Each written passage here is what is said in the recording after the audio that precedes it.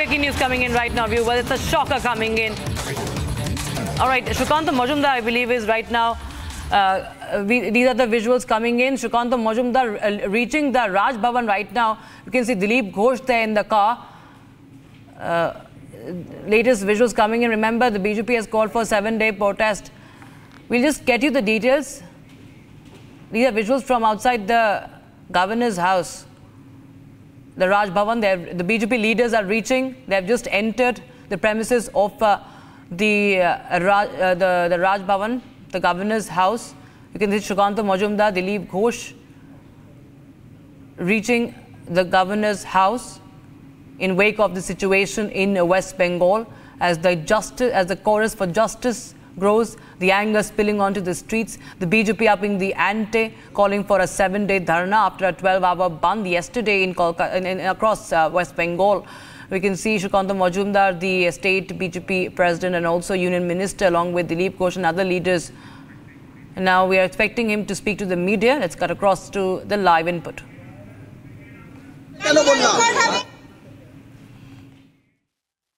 আপনারা দেখতে পাচ্ছেন যে আমরা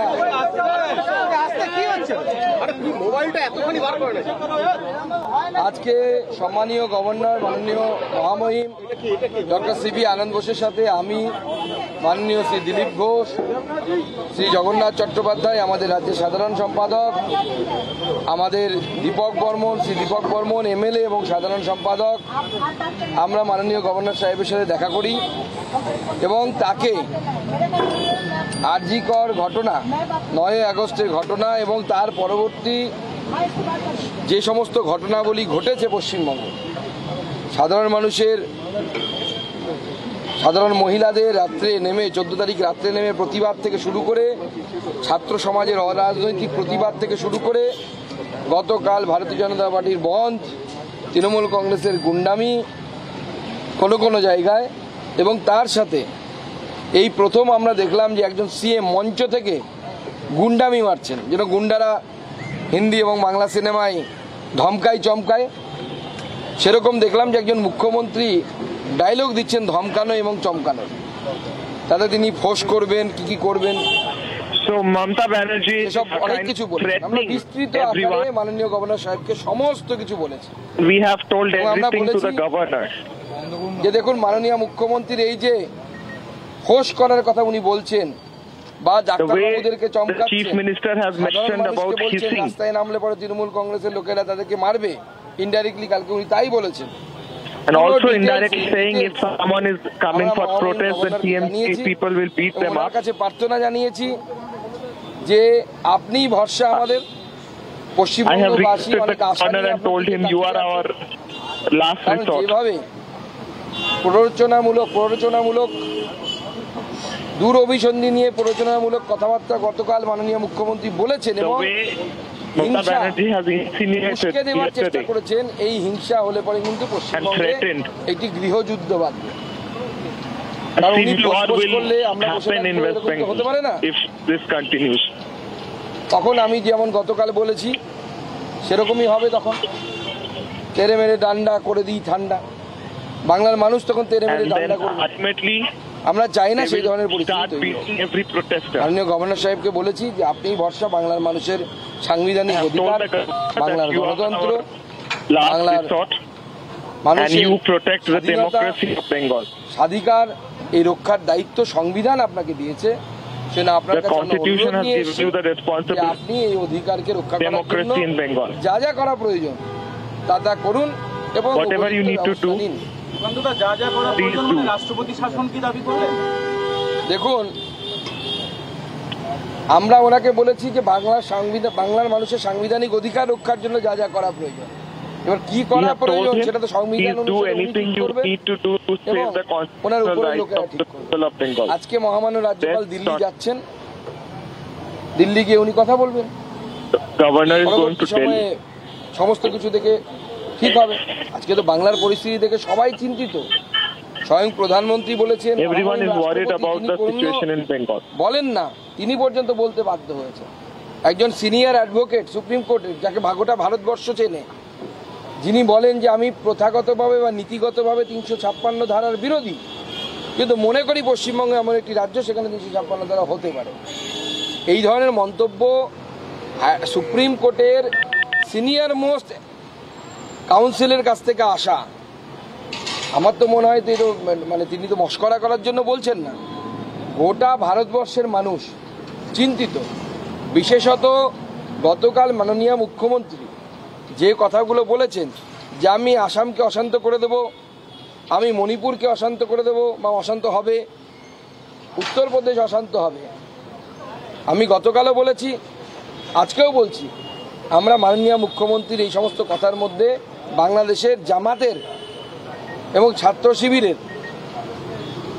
শব্দের প্রতিধ্বনি শুনতে পাচ্ছি।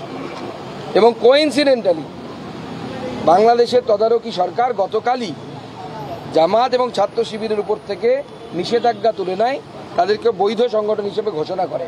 এবং গতকালই মুখ্যমন্ত্রীর এই ধরনের কথাবার্তা, যে কথাবার্তাগুলো জামাত এবং তার ছাত্র সহযোগী যে ছাত্র সংগঠন তাদের কথাবার্তার মধ্যে মিল পাওয়া যায়। এবং আপনারা জানেন জেএমবি যে জঙ্গি গোষ্ঠী আছে তাদের সাথে জামাতের যোগসূত্র আছে বলে এই ধরনের অভিযোগ আছে। না, পুরো আরজিকরের পরিপ্রেক্ষিতেই তো পুরো বিষয়টা তৈরি হয়েছে। পুরো আরজিকরের মহিলা ডাক্তারের খুন, মার্ডার এবং তাকে আত্মহত্যা বলে চালানোর চেষ্টা, সমস্ত পুঙ্খানুপুঙ্খ আমরা বলেছি, ডিটেলস। সেই জন্য আমাদের অনেকক্ষণ সময় লাগলো, প্রত্যেকটি বিষয় বলেছি। এবং উনিও বললেন যে হ্যাঁ, আমি মেয়েটির মা বাবার সাথে দেখা করেছি, মেয়েটির মা বাবার সাথে কথা বলে এসেছি। এবং উনিও বহু মানুষের ফোন, ইমেল, মেসেজ পাচ্ছেন, তার কাছে মেসেজ আসছে পশ্চিমবঙ্গের মানুষের, এমনকি ভারতের বাইরে থেকে যারা ভারতীয় এনআরআই যারা, তারা পর্যন্ত কনসার্ন ব্যক্ত করেছেন পশ্চিমবঙ্গের স্থিতি নিয়ে। রাষ্ট্রপতির নিন্দাটাকে তৃণমূল দাবি করছে, রাষ্ট্রপতিও নাকি রাজনীতি করছে। দেখুন, তৃণমূল যে জায়গায় পৌঁছে গেছে, তৃণমূল নিজেদের স্বার্থ ছাড়া, ক্ষমতা চেয়ার ধরে রাখা ছাড়া তৃণমূলের আর কোনো দ্বিতীয় কোনো লক্ষ্য নেই। সেটা রাষ্ট্রপতি কেন, সবার কথাতেই তো মনে হবে যে রাজনীতি চলছে। আদপে রাজনীতিটা মুখ্যমন্ত্রী করছেন। মুখ্যমন্ত্রী তার এই নোংরা রাজনীতিতে বাংলার মানুষের নরক যন্ত্রণাকে আরো বাড়াচ্ছেন। তিলোত্তমার মা তিনি বলছেন যে মুখ্যমন্ত্রীর তো ছেলে মেয়ে নেই, ফলে সন্তান হারানোর কষ্ট তিনি কি করে বুঝবেন? এই বিষয়ে আমি কিছু বলতে চাই না, আমি কাউকে ব্যক্তিগত আক্রমণ করতে চাই না। বলছি, অসম সহ বিভিন্ন ক্ষেত্রে মুখ্যমন্ত্রীর যে বক্তব্য গতকালে, তার বিরুদ্ধে সুপ্রিম কোর্টের এক আইনজীবী তিনি এফআইআর করেছেন দিল্লিতে, বিনীত জিন্দাল নামে ব্যক্তি। এফআইআর হলে আমি অন্ততপক্ষে আশ্চর্য কিছু হব না। এবং আমার মনে হয় সুপ্রিম কোর্ট সহ ভারতবর্ষে যে সাংবিধানিক সংস্থাগুলো আছে তাদের সবার এই বিষয়ে খুব গভীরভাবে চিন্তন করা উচিত। এবং সবথেকে বড় কথা, বাংলার মানুষের গভীরভাবে চিন্তা করা উচিত। আমার আপনার মুখ্যমন্ত্রী যদি বলে যে আমি অসমকে আনস্টেবল করে দেব, আমি মণিপুরকে আনস্টেবল করে দেব, উত্তরপ্রদেশকে আনস্টেবল করে দেবো, আমার মনে হয় এটা দেশদ্রোহিতার শামিল। এবং মাননীয় মুখ্যমন্ত্রীর বিরুদ্ধে দেশদ্রোহিতার মামলা হওয়া উচিত।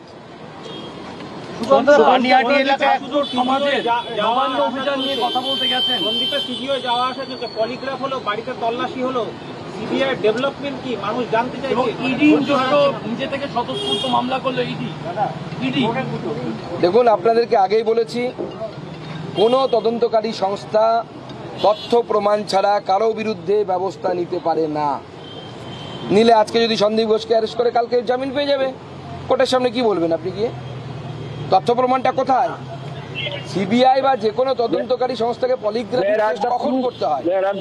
যখন সার্কামস্ট্যান্সিয়াল এভিডেন্স পাওয়া যায় না। সার্কামস্ট্যান্সিয়াল এভিডেন্স পাওয়া যাচ্ছে না কেন? ক্রাইম হয়েছে বডির উপর, বডি নেই, বডি পুড়িয়ে দেওয়া হয়েছে জোর জবরদস্তি। যে এলাকায় ক্রাইম হয়েছে সেখানে গরু চালানোর সন্দীপ ঘোষ এবং দলবল চড়ে এসেছে। আপনার মনে হয় এরপরে কোনো তথ্য প্রমাণ পাবেন? একজন লয়ারকে নিয়ে যাওয়া হয়েছিল, উদ্দেশ্যে নিয়ে যাওয়া হয়েছিল, সেই লয়ারকে ধরে বা তার বুদ্ধি নিয়ে সেইখান থেকে তথ্য প্রমাণ লোপাট করার চেষ্টা করা হয়েছে। তথ্য প্রমাণ না থাকলে সিবিআই কেন, এফবিআই অ্যারেস্ট করতে পারবে না। কেসকে আপনারা জানেন পরবর্তী সময়ে কোর্টে গিয়ে চ্যালেঞ্জের মুখে পড়তে হয়। তো polygraph test may be challenged in the court. তথ্য নিয়ে জানি না কি তথ্য পেয়েছে কি তারা, তার পরবর্তী পদক্ষেপ সিবিআইকে নিতে হবে, এনকোয়ারি করতে হবে, জিজ্ঞাসাবাদ করতে হবে। CBI has to inquire more and interrogate because there are no evidences. আর কে অভিযোগ করেছে? এটা যারা ধর্নায় বসে আছেন অরাজনৈতিক, তারা তাদের মতো করুন। যেমন আমি পলিটিক্যাল পার্টির প্রধান হয়ে আমি বলে দিতে পারি না যে কিভাবে আর অরাজনৈতিক আন্দোলন হবে, তাদেরও সেরকম অধিকার Being a নেই। political party's head in the state, I cannot say other people to conduct their protest rally. Whoever is conducting protest rally, all of them are demanding only one thing. দফা অনেক, দাবি এক, মুখ্যমন্ত্রীর পদত্যাগ। They all demand the resignation of Chief Minister. BJP নেতা অভিযুক্ত স্পন্দন দাসের বিরুদ্ধে অভিযোগ, যদি নেতাকে গণপিটুনিও দেওয়া হয়। বিজেপির নেতা যদি করে থাকে, আমি পুলিশকে বলবো উপযুক্ত ব্যবস্থা নিতে। Even if BJP leaders যদি কোনো are অপরাধীকে involved in any kind of crime against women, 10টা দেবেন, I will আমরা request পার্টি the থেকে তাকে police বের করবো যদি প্রমাণিত হয় তিনি এই to কাজ take করেছেন। আমরা এই ধরনের take all অপরাধীদেরকে actions কোনো possible. রকম প্রশ্রয় দিই We না। don't মহিলা সুরক্ষা, we don't accept মহিলাদের any সম্মান, মহিলাদের kind of dignity, the person foremost and the to utmost commit important crime thing to against us. women. One by one, one by one. করেছেন এই বিষয়ে তৃণমূলের এই একজন বাচ্চাকে ধর্ষণের অভিযোগ দিনাজপুরে আপনার নিজের জেলায় হয়েছে। হ্যাঁ, তৃণমূলের এক যুব নেতা আমার জেলাতে, তৃণমূলের এক যুব নেতা আমার জেলাতে এক আদিবাসী মেয়েকে ধর্ষণ করেছে, আদিবাসী নাবালিকাকে ধর্ষণ করেছে। পার্টি ম্যাটার না, ম্যাটার হচ্ছে আপনার যে সিস্টেমটা চলছে, ল অ্যান্ড অর্ডার সিস্টেম চলছে। আমরা যেটা বারবার বলছি যে আরজি করের ঘটনাকে কোনো বিচ্ছিন্ন ঘটনা হিসেবে দেখবেন না, এটা শাসকের মাইন্ডসেট। আর শাসকের মাইন্ডসেট যখন এরকম হয়ে যায়, তখন নিচু তলার যারা অপরাধী আছে তারা ধরাকে সরা জ্ঞান করে না, তারা এনকারেজ হয়। তারা তো দেখছে কামদুনিতে রেপ করলাম, পা চিরে ফেরলাম, মেরেলাম, বেঁচেও গেলাম, বিনীত গোয়েল বাঁচিয়ে দিল বাবা বাবা করে, আমি আবার করব। অন্য বা তারা না করলে অন্য একজন অপরাধী এনকারেজ হচ্ছে। সুকান্তদা আপনার শেষ করুন, লাস্ট সুকান্তদা সেখানে এই যে ছাত্র সমাজের নবান্ন অভিযানের পর একের পর এক আহ্বায়ককে, নেতাকে বা শিক্ষককে যারা এসেছেন তাদের আটক করা হচ্ছে, এ বিষয়ে রাজ্যপালকে কিছু জানিয়েছেন?